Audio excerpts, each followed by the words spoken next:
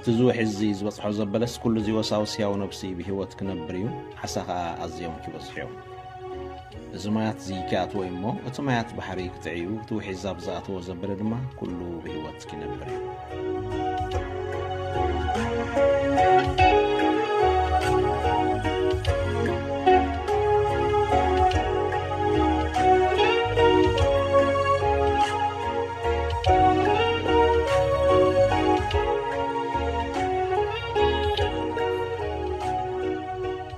ازي كابسن فلخاوي ياغلوت دغ سماي زفنو مانا صبحاتيو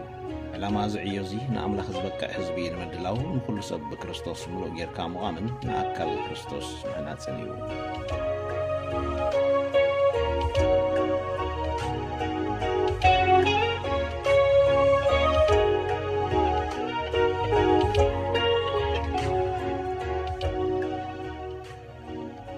علتاوي مرجمن بركة خلاي توتي بركة خمسان شبعة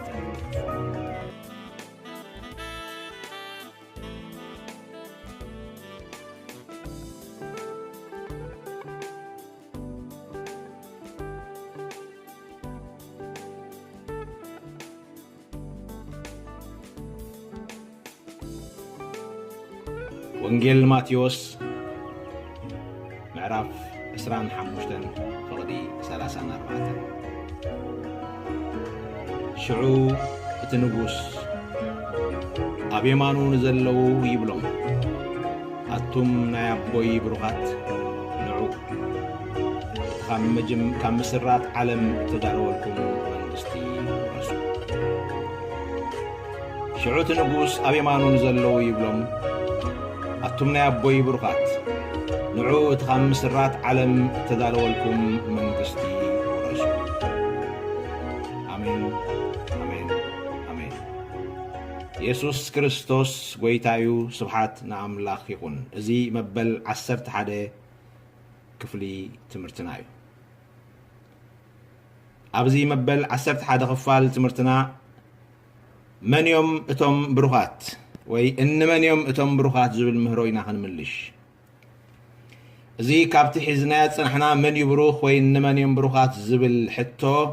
مبل عسرت حدا كفال كوينو ناي مودات حسابنا إذا حساب زيو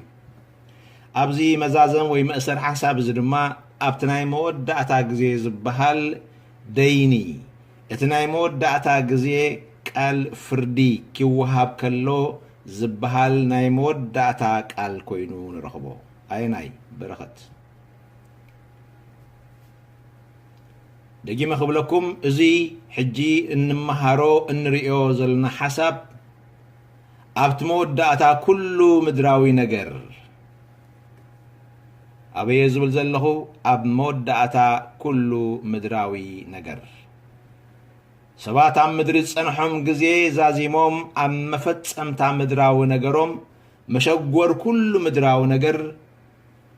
معصو كل مدراوي نجر عندنا مرحو كله سماو نجر أبزرها خبلو جزي مشقورن معصون وي معصون مرحون مشقورن مرحون كلت يوم أبزرها خبدلدل أفتناي مود دعتا جزي مدراو نجر كشقور مدراو نجر كعصو كومو خا سماو نجر كرحو كخفت أبز جمر الجزي أفتناي مود دعتا مدراو نجر كل تي بحري زو حطتو أراويت زبلعو موتن سيولن زأسرو ويون أب عرفتو زنحة فطور أب قدمي منبر فردي صعدا زفان مستقهده زسمع قال صدقن فردن أملاخيو شحكوا أزدين زي شعوز سمع دمسي أملاخي خننبر قناخي نخلو مودعتا مجمرتا دما سلزلوو سبات دعانا زدمسي كي سمعوو وي كي يغلبلو وي إذني كي هابوون أبلبهم كي يقروون زمنملو أحلفهم منبر قنا أفرديك المبصحهم قنا تمودعتا كي مسيه ቅድሚ ተመወዳእታ ካብ መጀመርታ እግዚአብሔር ነንዕለት ኩሉ እዋን ክዛረቦ ዝጸንሐ ነገር እዩ እንታይ ንሱ እዚ ሕጂ ንዛረበሉ ዘለና በረኸትን መርገምን ዝብል ቃል እዚ ድማ ንሰባት ካበየናይ ወገን ምዃኖም ካብ ፈለማ ሒዙ እግዚአብሔር ክጥልቀሉ ዝጸንሐ ድምፁ እዩ በዞም ክልተ ኣገደስትን ኣዘራረብትን ኮይኖም ነዊሕ ግዜ ንዛረበሎም ዘለና ጉዳያት ብጉዳይ መርገምን ብጉዳይ በረኸትን بنجر مرجمن بنجر برختن እግዚአብሔር ኣብ ማእከል ኩሉ ዘመን ኩሎም ደቂ ሰባት ናይ ኣየናይ ወገን ክኾኑ ከም ምዃኖም ኣብ ፍጻሜኦም ደው ዝብልሉ ኣብ መወዳእታ ኩሉ ምድራዊ ነገሮም ቆይሞም ዝረኣይሉ ባይቶኦም ኣየናይ ምዃኑ ካብ ፈለማ ሒዙ እግዚአብሔር ሰባት ክጥልቀሉን ክዛረብሉን ጸንሐ ድምፁ ኮይኖም እዮም ጸኒሖም እቲ ኣዝዩ ዘገርም ኣመና ዘገርም ነገር ግና እግዚአብሔር ክልተ ባይታ ምዃኖም ዞም ክልተ ነገራት እዚኦም ኣብ ማእከል ኩሉ ዘመን ደቂ ሰባት ክዛረብሉ ጸንሑ ድምፂኦም ኢልና ማለና ማለት መርገምን በረኸትን ትዝሕዝንን ዘገርምን ግና ከም ኣመንቲ ከም ውሉድ ኣምላኽ ተስፋ ከም ዘለዎም ሃገር ከም ዘለዎም ኣምላኽ ከም ዘለዎም ኣቦ ከም ዘለዎም ትጽቢት ከም ዘለዎም ሰባት ኣመንቲ ጎይታና ኢየሱስ ክርስቶስ ተባሂልና እናተሰመና ዞም ክልተ ካብ ክልቲኦም ናትና ኣየናይ ምዃኑ ከይፈለጥና ከም ትቆልዓ ዝረኸበና ብኣፉ ዝሰኩዕ ወይ ድማ ዝመልስ ነገር ንሓዋወስና ክንበልዕ ምጽናሕና እዩ ክልተ ባይታ ምዃኖም ናይ ኣየናይ ወገን ምዃንና ወይ ድማ ሰባት ናይ ኣየናይ ወገን ምዃኖም ዘመላኽቱ ክልተ ቀስቲ ምዃኖም ከይፈለጥና ሓንሳእ መርገም ኣሎኒ ካልእ ሳዕ ብሩኽ እየ ሓንሳእ እተባረኽካ ኢኻ ሓንሳእ መርገም ኣለካ ሓንሳእ ናይ እግዚአብሔር ብሩኽ ሓንሳብ ድማ መርገም ወለዲ እናበልና ክንሓዋውስ ምጽናሕና እዩ ኣዝዩ ዝገርምን ዘሰንብድን ነገር ማለት ቦታና ዘይንፈልጥ ምዃንና ኣብ ክልተ ቦታ እንሕንክስ ሰባት ኮይንና ምጽናሕና ኣመንቲ ተባሂልና በቲ መርገም ዝበሃል ክንሽቁረር በቲ በረኸት ዝበሃል ክንሕጎስ እናሳዕ ሓንሳእ በረኸት ክስማዓና ከሎ ክንዘልል ካልእ ሰዓ ድማ መርገም ከም ዝወረስና ኮይኑ ስምዒትና ኣብ ልብና ሓሳብ ከም ዝጽኸሎ ድማ ክንሽቁረር ጸናሕና ሰባት ምዃንና ዝገርም እዩ ነገር ግን ኣብ ምዝዛም ናይ ዝምህሮ እዚ ማዕዶ ገይረ ክትሕዘኩም ዝደልዮ ሓቂ እዚ እዩ መርገምን በረኸትን ክልቲኣቶም ክልተ ቦታ እዮም ዘይራኸቡ ክልተ ቦታ መርገምን በረኸትን ክልተ ባይታ እዮም ዘይራኸቡ ክልተ ባይታ መርገምን በረኸትን ኣብ ትሕቲ ክልተ ካልኦት ሓያላት ዘቐምጡኻ ወናንነት ዘመልክቱ ኣመልከቲ ዋንነት እዮም ክልቲኣቶም ናይ መን ምዃንካ ክልቲኣቶም ናይ ኣየናይ ወገን ምዃንካ ክልቲኣቶም ኣበየናይ ቦታ ምህላውካ ነናቶም ዋንነት ዘመልክቱ ክልተ ጎይቶት እዮም ጎይታ መርገም ጸላእ ኩሉ ጽድቂ ካብ መጀመርያ ጀሚሩ ሕግ እግዚአብሔር ዝዓለወ ዓለወኛ ንገዛእ ርእሱ ብዕልወቱ ምኽንያት ካብቲ ዝነበሮ ዝፋንን ክብርን ካብ እማን ሓውን ካብ ማእኸል ገነትን ተደርበየ ድርቡይ ምስኡ መሳሕንቲ ሓዊ ክኾንዎ ንሰባት ምስ ኣስሓቶም ኣብ ትሕቲ ግዝኣቱ ዝጠርነፈሉ ባይታ እዩ ስለዚ ወናን መርገም ዲያብሎስ እዩ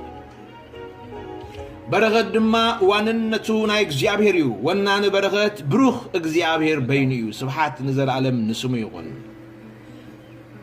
እግዚአብሔር ከኣነቶም ናቱ ዘበሉ ኩሎም ጽላል ገይሩ ዘቐምጠሉ ናሕሲ መርኣያ መለለይ መቐመጢ መንበሪ ነቶም ናቱ ዝኸውን በረኸት ዝበሃል ጽላል ናሕሲ ኣለዎ እግዚአብሔር ብሩኽ እዩ ንዘለዓለም ስሙ ካብ ዘለዓለም ክሳዕ ዘለዓለም ብሩኽ ይኹን ነቶም ናቱ ድማ እናባረኸ ኣብ ትሕቲ ጽላል በረኸት ይዕቅቦም ስለዚ እተባረኹ ዝበሃሉ ወገን ኣምላኽ መርገም ኣለዎም ዝበሃሉ ወገን ዲያብሎስ እዮም ሕጂ እንታይ ትብሉ ኣብ መወዳእታ ዓይንኹም ተተኸፊቱን ጽቡቕ እዩ ቦታኹም ኣርጊጽኩም እንተፈሊጥኩም ጽቡቕ እዩ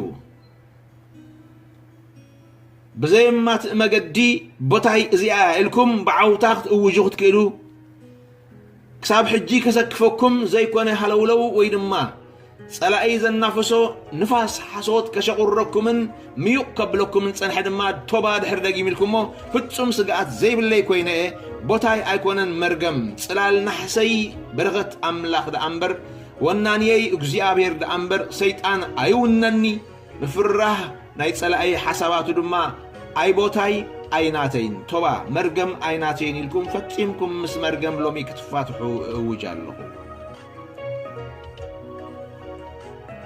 ኢየሱስ ክርስቶስ ጎይታዬ ስለዚህ ኩሉ ነገር መወዳታ ስለዘለዎ ነትመወዳታ ዘለዎ ሁሉ ቃ መጀመርታ አለው ኣብቲ መወዳታ ዙፋን ፍርዴ ዝብል ዘለኹ እዛ ድምጽ እዚያ ትስማዕ ካላይ ኮን ደጊመ ክነግረኩም ኣዛንኩም ከፊትኩም ልብኹም ኣውዲኩም ስምዑኒ ደጊመ ክነግረኩም ኣብቲ መወዳታ ግዜ ኣብ መንበር ፍርዲ ጻዕዳ ዝፋን ኢየሱስ ክርስቶስ ንፍርዲ ምስተቐመጠ ሽዑ ባሕሪ ዝወሓጠቶ ብባሕሪ ዝሞተ ኣራዊት ዝበልዖ ብኣራዊት ዝሞተ ኩናት ዘጥፍኦ ብኩናት ዝጠፍአ ሃለዋቱ ኣብ ዝኣትዩ ከይተባሃለ ሃለዋቱ ዘጥፍአ ሰብ ኩሉ ሲኦል ዝወሓጦ ሞት ዝወሓጦ ኣብ ዕረፍቱ ጸንሐ ድማ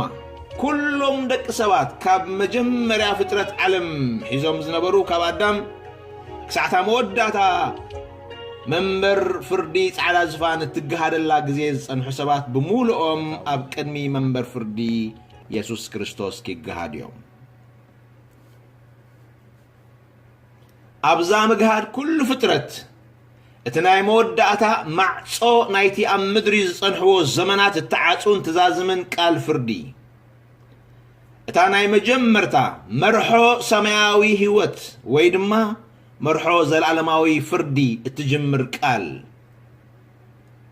ኣይነይትያ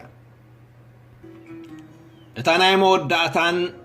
ናይ ካልእ ዓለም መጀመርታን ዝኾነት ናይ መወዳእታን ናይ መጀመርታን ድምፂ ኣቱም ናይ ኣቦይ ብሩኻት ኢላ ናብ ሸነኽ የማን እትጥምት ድምፂያ እስከ በጀኻትኩም ወንጌል ማቴዎስ 25 እሞ ገንጽሉ ወንጌል ማቴዎስ ምዕራፍ 25 ካብ ፍቕዲ 34 ክሳብ 46 ዘሎ ሽዑ ትንጉስ ኣብ የማኑ ዘለው ይብሎም ኣቱም ናይ ኣቦይ ብሩኻት ንዑ እቲ ካብ ምስራት ዓለም ተዳልወልኩም መንግስቲ ውረሱ ጠመየ ነበርኩሞ ኣብላዕኩምኒ ዓሪቐ ኸዓ ከደንኩምኒ ሓሚመ በጻሕኩምኒ ተኣሲረ መጻእኹምኒ ሽዑ እቶም ጻድቃን ይምልሱሉ ጎይታይ መዓዝ ጠሚኻ ርኢናካ እሞ ኣብላዕናካ ወይ ጸማእካ ጸሚእካስ ኣስተናካ ማስከ ጋሻ ኾንካ ርኤናካ እሞ ተቐበልናካ ወይ ዓሪእካስ ከደናካ ማስከ ሓሚምካ ርኤናካ ወይ ተኣሲርካስ በጻሕናካ እስከዓ እቲ ካብዞም ንኣሽቱ ኣሕዋተይ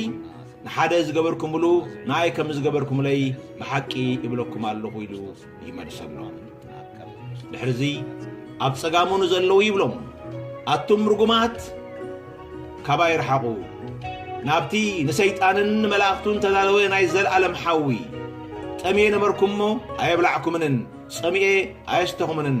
ገይሸ ኣይተቐበልኩምንን ዓሪቐ ኣይከደንኩምንን ሓሚመ ተኣሲረ ኣይበጻሕኩምንን ሽዑ ንሳቶም ጎይታይ መዓዝ ጠሚኻ ወይ ሓሚምካ ወይ ተኣሲርካ ዘየገልገልናካ ኢሎም ይመልስሉ ሽዑ ንሱ እቲ ካብዞም ንኣሽቱ ንሓደ ዘይገበርኩምሉ ንኣይ ከም ዘይገበርኩምለይ ብሓቂ እብለኩም ኣለኹ ኢሉ ይመልሰሉ እዚኣቶም ናብ ናይ ዘለዓለም ስቃይ ጻድቃን ግና ናብ ናይ ዘለዓለም ህይወት ይኸዱ እዮም ሰምዑ ኣለኹም እቲ ቃል እዚ እዩ እቲ ናይ መወዳእታ ድምፂ ኣብቲ ዘመን ፍጻሜ ነገር ክዕፆን ካልእ ነገር ክኽፈትን ከሎ ኣብቲ መወዳእታ ግዜ ፍጥረት ኩሉ ኣብ መንበር ፍርዲ ምስ ተጋሃደ ኣብ ቅድሚ መንበር ፍርዲ أب زفان فردي سعدا زفان تقمته ود أملاك يسوع كريستوس أب زفانه مستقمته أب كلمة زفان كل فترة كجهاديو أمانن زي أمانن أمان لا تهجبري جهاد نايمود أتا دينه سمع زي أمانة تهجبري جهاد نايمود أتا دينه سمع فترة كله أب كلمة سعدا زفان فرد أملاك يقوي شعوب فترة كله أب كلمة زفان فردي مسقمة زبالة كلت نجاراتين سالساي نجار يله رابعاي نجار يله زربا يله زررب يله كلت نجار تراين تقدميتي برغت تقلعيتي مرجم تقدميتي يمان تقلعيتي صقام تقدميتي منجست أبو تقلعيتي نشيطان ملاختون تدالوه جهنم حوي بكا دهرزي كال زربا يلا زغل زمن حليفو أما أخل زغل زمن بزح حسابات حليفهم بزح حتيات مدري بزح تذكر ما مدري تخايدو ولرتات ما ببقوانون ببقبرن الناس جرو كما تخدون صنيحهم نقول ولا ذلك سب أكيبو جنا زيابير زاربو كلتا نقر ترايو نتسبساب زغلو أشح زمنات نتسبساب اتم كلهم قطر ألبو زغنو دك سبات أما أخل كل زمن زنبر دك سبات سبساب كل قبرهم بغلتا نقر تراحي زودا سبساب كل نقرهم دما بغلتا نقر تراحي زغفت حلوف سبسابهم بغلتا نقر يزازم ببرغة بمرقمن متاي سبسابهم وين ما نابرهم كأبغلتا نقر يرحو برغة مرقمن سلازي إذن برغة مرقمن عبت متقرشات متانا متقرشا فرد قالات كوين تقاهدنا اللو عبزي نتما بيمانو زلوي بالمتحف كدوس عبتي سمعنا يوك على الجزيابير عبت تنبلنا وانجيل ماتيوس عسران حموشتن كمتريون كمتسمعون زلهم عب يمان عب سقام زقمتو خلت هزب اللو بشنخ يمان زقومو أواقعي لمسيلو مالو بشنخ سقام زقومو خا أطالي لمسيلو مالو بشنخ يمان نزلو نتما باقع جيرو مسيلو مزلو كم مجمر يارما بصحاب قدوس أواقع مقاسيو إنا بلخ الزارب تسنحي قواسان مقواسن إنا بلخ الزارب اللوم تسنحي هزبيو رايو اتنا مودات نريو زلنا كلو مجمر يالو مجمر ياباقع إنا بلن هزبو خفل تسنحي خاكالي هزبي أمودات فردك خون خلد ما زبلهم كأواقع بك سلازي إذا أمت أرشا زبها زلو قال هند بتاون حدش نقرنا يكونن بزعب أواقع كام مجمريا كابولي كيدان جميرنا مقاسن قواسان أملاخن هزبون زملكت مخانو كساب حدش كيدان قويتا يسوس بعلو أونجيل يوحنس الزارب كله نباقع عيفلتن ساتن كادم سيلا لي أنا بلخ الزارب كله ندري أواقع مقاسيو إدو تخوكبهم هزبوين أخايو لنا مزمور داويد سلازي كابولين كاب حدشين متسينا خلنا أواقعين قواسان ويمو قواسان جيرو زيابير نرسو خم قواسا زيابير قواسا يسلز بالعبولي كيدان يسوس كريستوس نغزا أرسو خم قواسا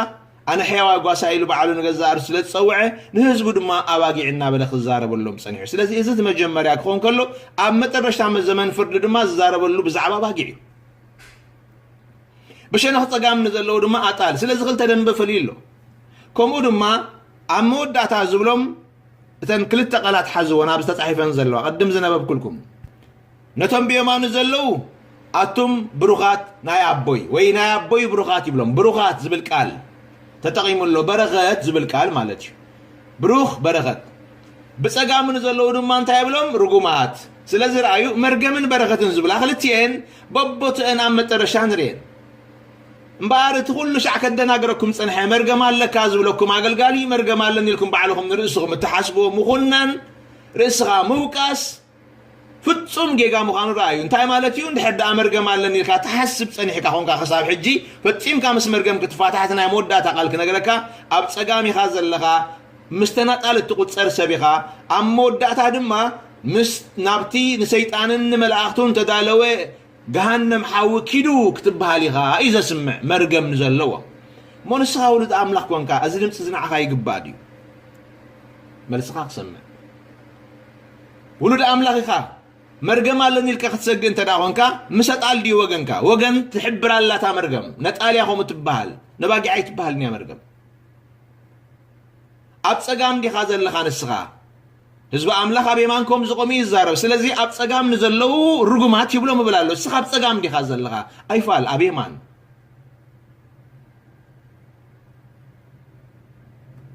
يسوس كريستوس قويتايو متحف قدوس مبار كافل ما خنريه كلنا كل نجر قديمو تجربه كافل ما خصع مودات حدا نجري حدا علوم نجري يزارب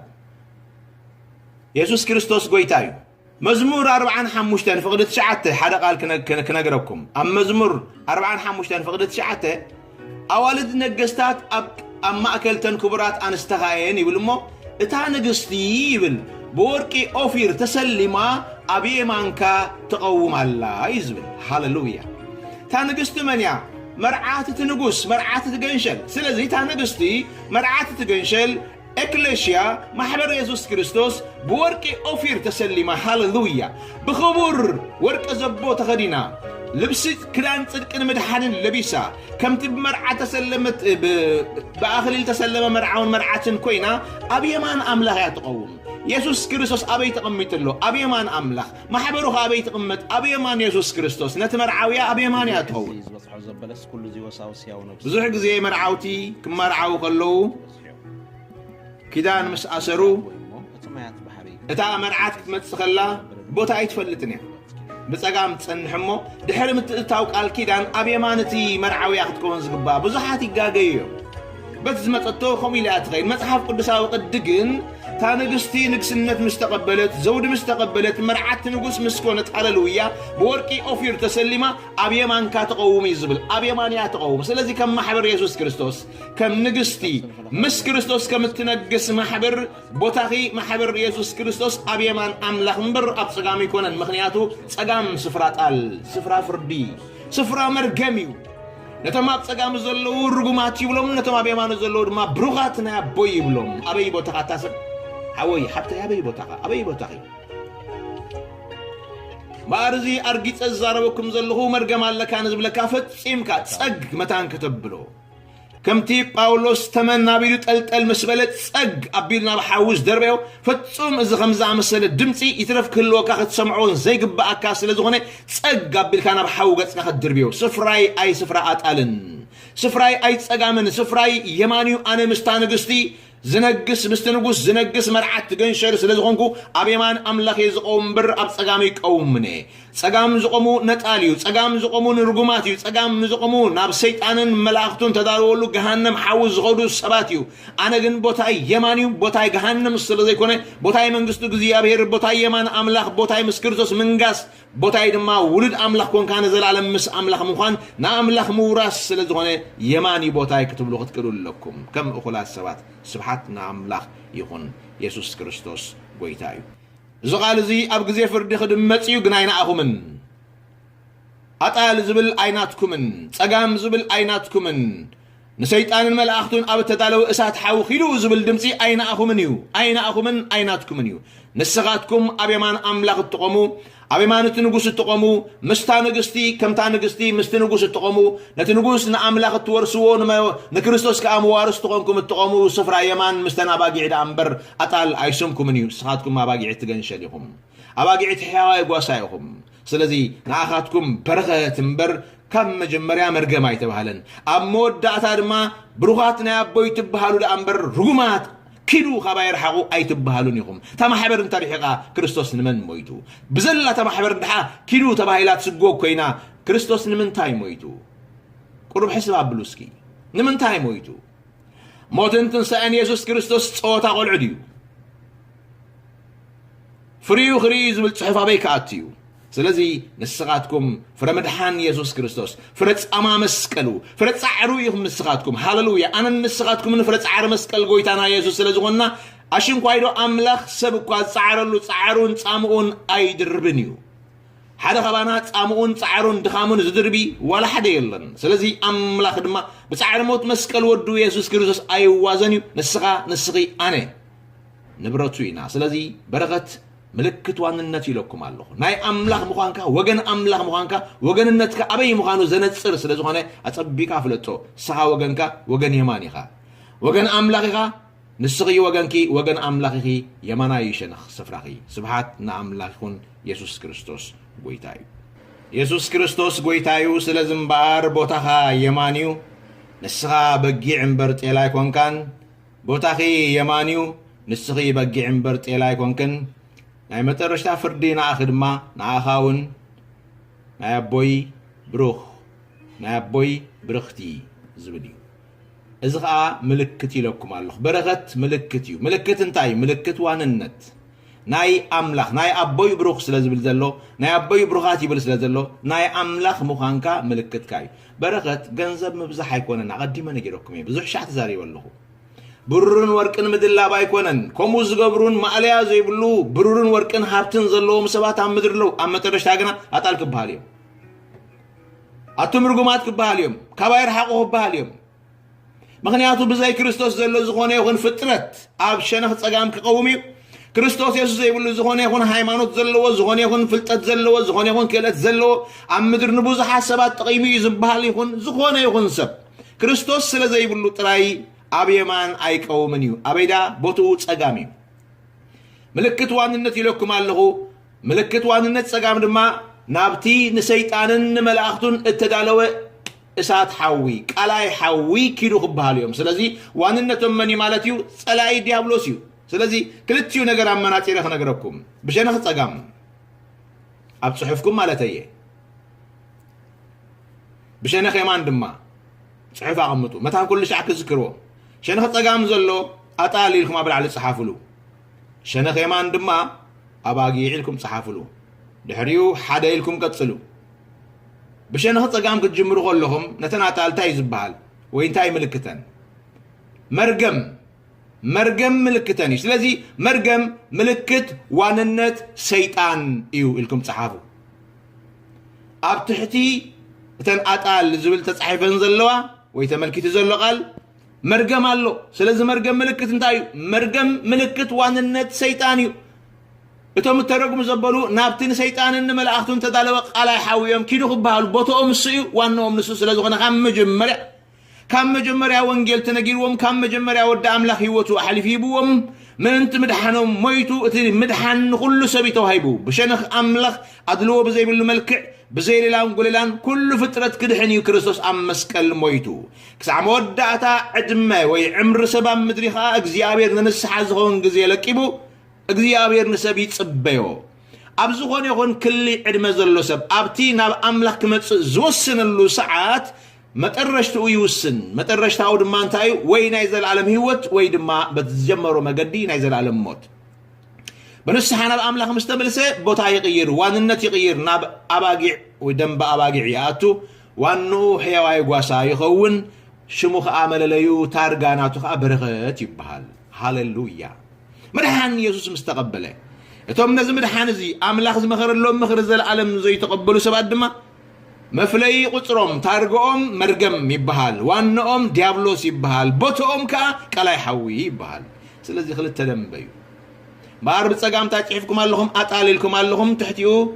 መርገም ምልክት ዋንነት ሰይጣን እዩ ሸነኽ የማን ፀሓፉ ሕጂ ኣባጊዕ ኢልኩም ፀሓፉ ኣብ ትሕቲኡ ቁፅሪ ሓደ በሉ በረኸት እዩ ምልክተን ታርጋኻ በረኸት እዩ ሃሌሉያ ኢየሱስ ይመስገን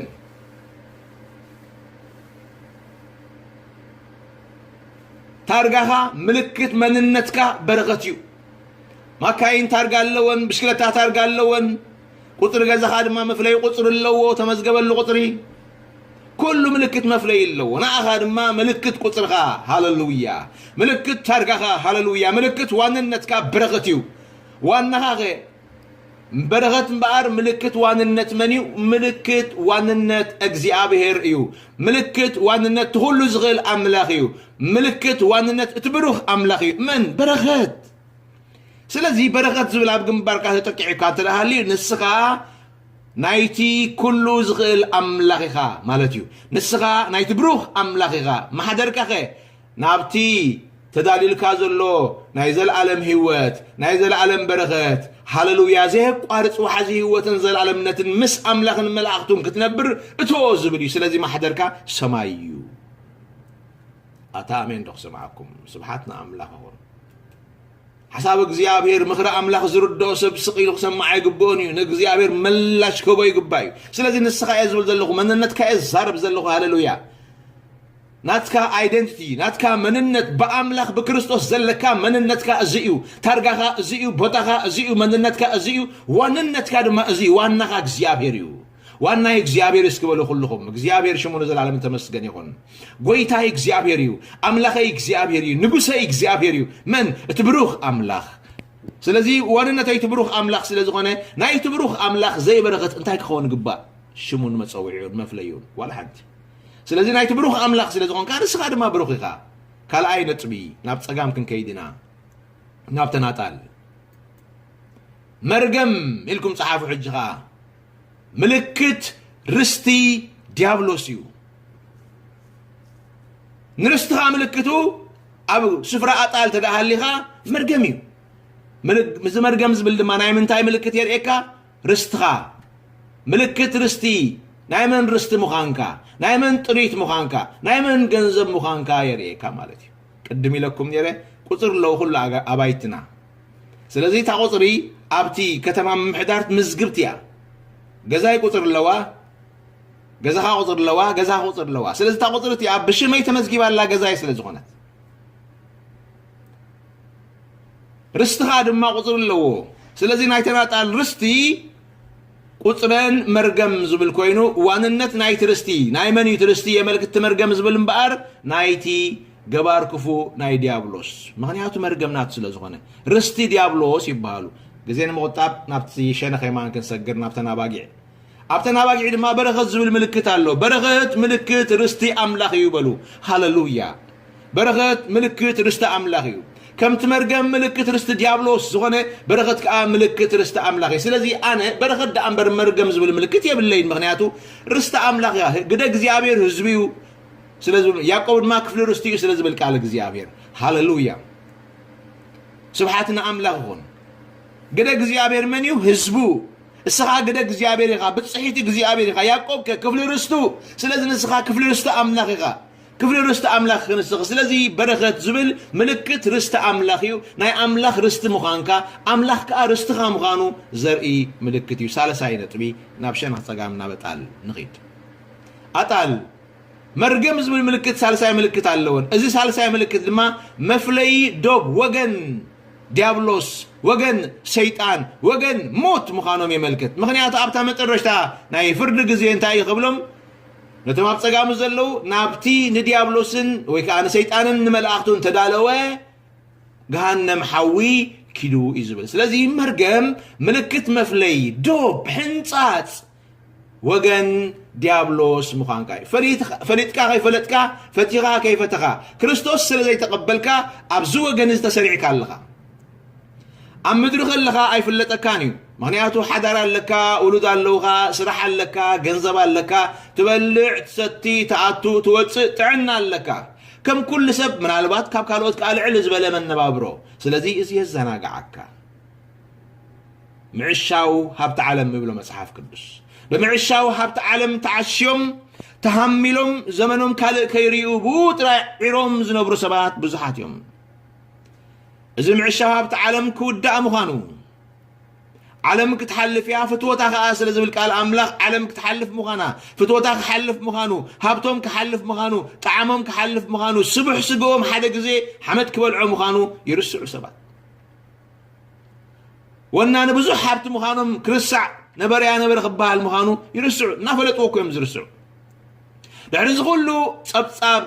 كقبلو اب قدمي صادق فرد املاح قوم مخانو خاي فلطون مخنياتو تعاويرو مالو تحملو مالو بتحلاف ነገር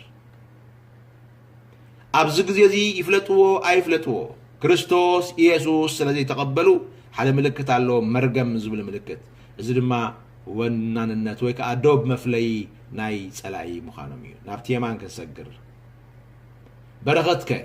برغت ملكت مفلي دوب وغن أملاخ مخانكايو هاللويا قدم كم زبلنايو ኣብ ሸነኽ የማን ኣምላኽኻ ትቆውም ቅድም ከም ዝበልናዮ ርስቲ ኣምላኽኻ ስለዚ ዶብካ ናይ ኣምላኽ እዩ ይሕንፀፅ በቃ إذا قال زي كتنتصروا متى كترتعوا أنت هذا اللي هم ناب زعات تخدمه እግዚአብሔር ምስፈሮን ከዛረብ ከሎ ዝበለ ቃል ተሰምዑ ከም ዝብል ቃል ካና ወትረኽቡ ኣመንጎ ህዝበይን ኣመንጎ ህዝብኻን ምፍልላይ ክገብር ይልወን ፈሮን ስለዚህ ህዝብ እግዚአብሔር ዝፍለይሉ ዶቦም ከይዶም ዶብ ማለት ናይ መወዳእታ ሕንጻጽ መፍለይ ምስካለ ሃገር እዩ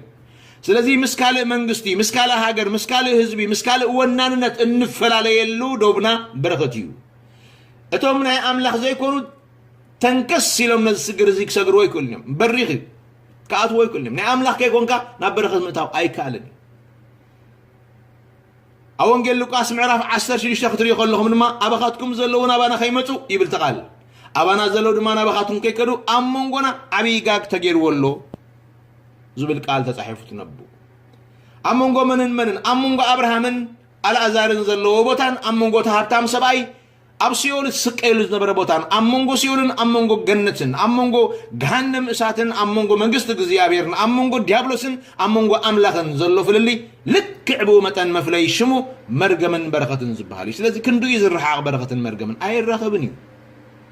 ኣይራኸብን እዩ ጋጋ ኣለዎ ስለዚ ዶብና በረኸት እዩ مسكال حزبي كاين صنبر مستوم اطال زبالو كاين صنبر مسموت كاين صنبر مسفردي مسكونني كاين صنبر مفلينا ملكتنا بروغاتنا يا بوي زبلي بركاتي سبحات نعم الله يكون يسوع كريستوس غويتاي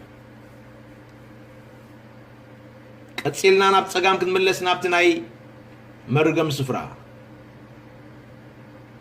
مرغم كسع موداتا كم مجمر حزب كسع موداتا ኣብ ጸጋም ዲያብሎስ ናይ ሙቃም ምልክት እዩ ምልክትካ በረኸትከ ክሳዕ መወዳእታ ካብ መጀመርታ መፈለምታ ጀሚርካ ክሳዕ መወዳእታ ኣብ የማን ኣምላኽ ናይ ሙቃም ምልክት እዩ በቃ ኣምላኽ ዝባረኹ ህዝቢ ተባሂሉ ሕጂ ክፅዋዕ ከሎ ህዝቢ ኣምላኽ እዚ ንስኻ ብሩኽ ኢኻ ክንብሎ ከለና ንሓደ ሓውና ንስኺ ብሩኽቲ ኢኺ ክንብላ ከለና ንሓንቲ ሓፍትና ኣነ ብሩኽ ክንብላ ከለና ንገዛእ ርእስና እዚ ምልክት ዝምበኣር ናይ ምንታይ ኣብ የማን ኣምላኽ ቆይመ ናይ ምህላወይ ዳሕራ ኣይኮነና ፍርዲ ኣምላኽ ንቀውም ወይ ኣብ ፍርዲ ኣምላኽ ንቀውም ከለና ኣብቲ መምህር ፍርዲ ክንግሃት ከለና ሽዑ ጥራሕ ኣይኮንና ናብ የማን ንቀውም ካብ ሕጂ ጀሚርና ኢና ኣብ የማን ቆይምና ዘለና ኣብቲ መንፈሳዊ ዓለም ንርእስኹም ተትርእይዎ ሕጂ ቆሎሴ ምዕራፍ 3 ክትርእዩ ከለኹም ካብ 1 ክሳዕ 3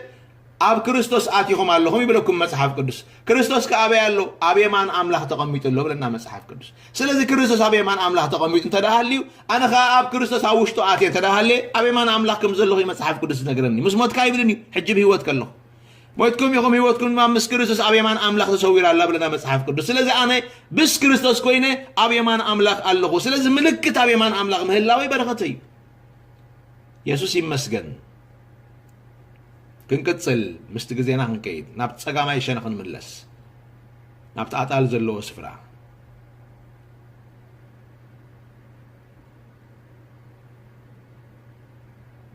በረኸት ካብ መርገም ርሑቕ ስፍራ እዩ ልክዕ ከምኡ ድማ መርገም ካብ በረኸት ርሑቕ ስፍራ እዩ